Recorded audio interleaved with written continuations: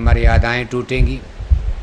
जब हम सब लोग बुरे रास्ते पर चलेंगे तो लोक में भी दुखी रहेंगे और परलोक में तो दुखी होना। जब यहाँ गंदा जीवन जिया जाएगा तो नरक तो जाने जाना, यानी लोक भी बिगड़ेगा, परलोक भी बिगड़ेगा। इसलिए शाकाहारी जीवन हमारे लोक को भी ठीक करेगा, परलोक को भी ठीक करेगा। जैसे अपने गांव में आप देखो, एक परिवार ऐसा चुनो, देखो आप, जिस घर में कोई मांस नहीं खाता, उस घर में कोई बीड़ी तक नहीं पीता, बच्चे से लेकर बूढ़े तक, उस घर में जा कर के आप देखो कितनी शांति है। बच्चे से लेकर बूढ़े तक सबका खान पान दुरुस्त है, शुद्ध है, पवित्र है। और एक घर आपके गांव में है जिस घर में बाप भी शराब पीता, बेटा भी शराब पीता, छोटे छोटे बच्चे गांजा पीते, उस घर में जा कर के देखो रोज़ झगड़ा होता। बेटा शराब पी कर आता, बाप को गाली देता, बाप शराब पी कर के आता, बीवी को गाली देता। रोज़ लड़ाई झगड़े द्वंद्व होते, गरीबी बढ़ती, पैसे बर्बाद होते, धन धर्म सब बर्बाद होता। बाल बच्चे उस परिवार के संस्कारहीन हो जाते, गंदी आदत पकड़ लेते। इसलिए गुरु महाराज ने लोक और परलोक बनाने के लिए देखो हर तरह से आज लाखों लोगों को जो बोरा पहनाया, लाखों लाख भाई बहनों को शाकाहारी जैकेट पहनाई गई।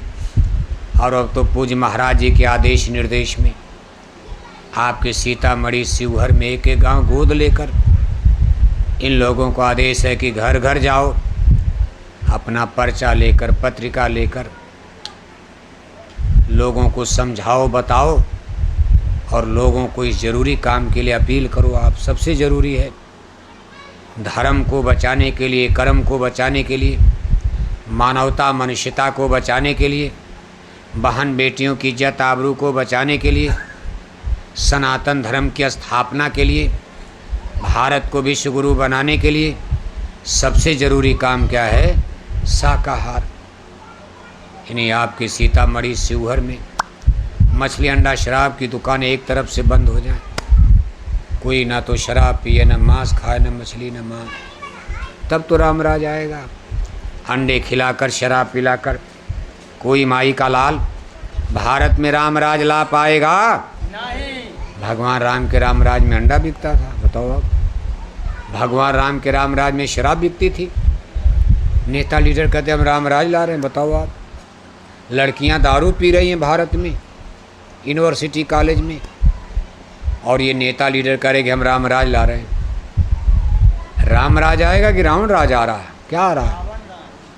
6 बरस की बेटी, 8 बरस की बेटी, 10 बरस की नाबालिग बेटी, 40 साल 50 साल तक के बुढ़े बलात्कार कर रहे हैं और बेहोशी हालत में मरने के लिए, बताओ आप, 6 साल की। अभी देखो मीडिया में खबरें आती, सुन करके शर्म के मारे सर झुक जाता। 6 साल की बच्ची, 5 साल की बच्ची और 40 साल का बुढ़ा बलात्कार कर रहा और बेहोशी हालत में मरने के लिए छोड़कर भाग गया। क्यों? कि घर बता देगी। मारना भी ज़रूरी है, क्योंकि गांव का बाबा है, गांव का दादा है, पहचान रही है कि दादा आप ये क्या कर रहे हो। अरे तू हमको पहचान रही, मार डाला गला दबाकर, नहीं तो घर जाकर के भेद खोल लेगी। ये घटनाएं जिस देश में, समाज में हो रही हों, वहाँ कभी राम राज आएगा नहीं। और सब शराब के नशे में हो रहा। इतनी बड़ी घटना कलकत्ते में जो मीडिया में आ रही, देखो डॉक्टर बेटी के साथ जो घटना हुई है, उस दिन उसने इतना शराब पिया था, घटना करने वाले ने बलात्कार भी किया, उसके शरीर की हड्डी हड्डी को तोड़ डाला, बताओ आप। अरे गला दबाकर मारकर छोड़ देते अगर मारना ही था। शरीर की हड्डी हड्डी को तोड़ने की क्या जरूरत थी? अब आदमी भूत हो गया, राक्षस हो गया, शैतान हो गया, क्या हो गया? इतना पाप तो रावण के राज में भी नहीं होता था। आज जैसा पढ़ा लिखा समाज में मनुष्य दानव बन गया, मानव से दानव। इसलिए कभी राम राज आएगा नहीं। अगर आपको भारत में राम राज लाना है तो मछली अंडा शराब की दुकानों पर बुलडोजर बुलडोजर, बुलडोजर जानते हो नहीं जानते हो? बिहार में तो चलता नहीं है, उत्तर प्रदेश में बुलडोजर खूब चलता है। उत्तर प्रदेश में देखो एक साधु सन्यासी होकर, साधु सन्यासी आदमी गोरखपीठ के महंत हैं, धर्म गुरु हैं, माननीय जोगी साहब गेरुआ बस पहनते, लेकिन बड़े शान के साथ बुलडोजर चला रहे हैं, उनका हाथ नहीं कांपता। आपके बिहार के मुख्यमंत्री साहब का हाथ कांप जाता, वो भी चलाना चाहते थे, लेकिन कहा बाबा मेरे बस का बुलडोजर, गड़गड़ गड़गड़ गड़गड़ गड़। जिस काम को देश के नेता लीडर नहीं कर पाए, एक साधु सन्यासी ने बुलडोजर चला दिया। बताओ आप, ये बुलडोजर प्रधानमंत्री का प्रोजेक्ट नहीं है? माननीय प्रधानमंत्री जी को हम लोग बहुत बड़ा स्ट्रांग पर्सन, ताकतवर मानते, लेकिन भारत के प्रधानमंत्री माननीय मोदी साहब का भी प्रोजेक्ट बुलडोजर नहीं है। उन्होंने बुलडोजर नहीं चलाया, भारत के रक्षा मंत्री ने नहीं चलाया, गृह मंत्री ने नहीं चलाया, किसी और प्रदेश के मुख्यमंत्री ने नहीं चलाया। एक साधु सन्यासी, उत्तर प्रदेश के मुख्यमंत्री, गोरखपुर गोरक्षपीठ के महंत, गेरुआ वस्त्रधारी माननीय जोगी साहब का प्रोजेक्ट है। जोगी साहब बुलडोजर लेकर आए।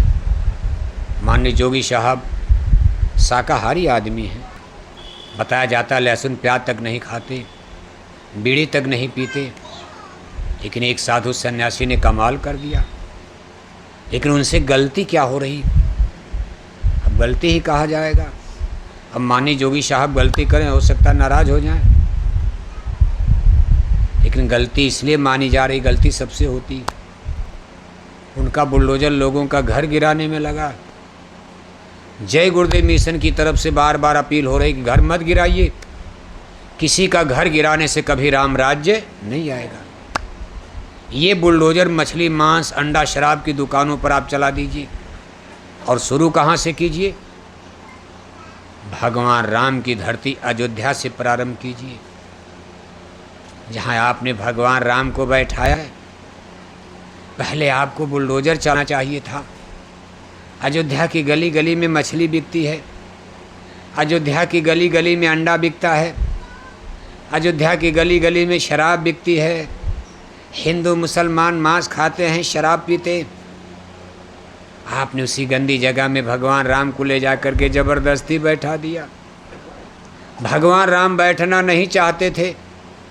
पहले आप अयोध्या की धरती को शुद्ध करते, मछली अंडा शराब को पर बुलडोजर चलाकर पवित्र करते, भूमि पूजन करते।